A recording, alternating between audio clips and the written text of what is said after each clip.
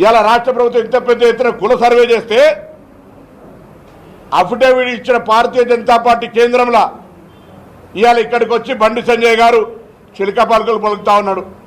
నీ బాధ్యత కరీంనగర్ పార్లమెంటులో వదిలిపెట్టాం ఎవరం కూడా. రేపు పొద్దున రిజర్వేషన్లకు సంబంధించి తెలంగాణ శాసనసభ చట్టం చేసిన తర్వాత విద్యా ఉపాధి అవకాశాలలో కేంద్రంలో బిల్లు తెచ్చే బాధ్యత మీదే. ఆ గొంతు ఇప్పాల్సింది, అప్పటిదాకా వదిలిపెట్టేది లేదనే మాట మనం చూస్తున్నాం. ఇప్పుడేదో మాట్లాడదాం ముస్లింలను అడ్డపెట్టి. ఇవాళ ఇప్పుడే ముఖ్యమంత్రి గారు ఒక వీడియో, గుజరాత్లో ముస్లింలకు ఓబీసీ రిజర్వేషన్ కల్పించిన ప్రధానమంత్రి ఆయనే. ఈబీసీల రిజర్వేషన్లలో ముఖ్యమంత్రి ముస్లింలు లేరా?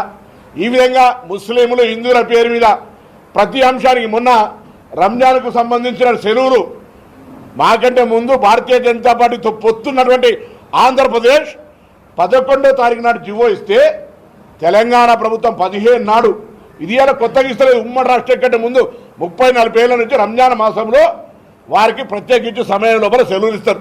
దాన్ని కూడా మతపరం చేస్తారు. ఆఖరికి ఎన్నికలల్లా ఓట్ల కోసం రాముణ్ణి, మతాన్ని ప్రతిదీ వాడుకునే మీరు ఈ ఎన్నికల పట్టభద్రుల దగ్గర మీ ప్రభావం నడవదు.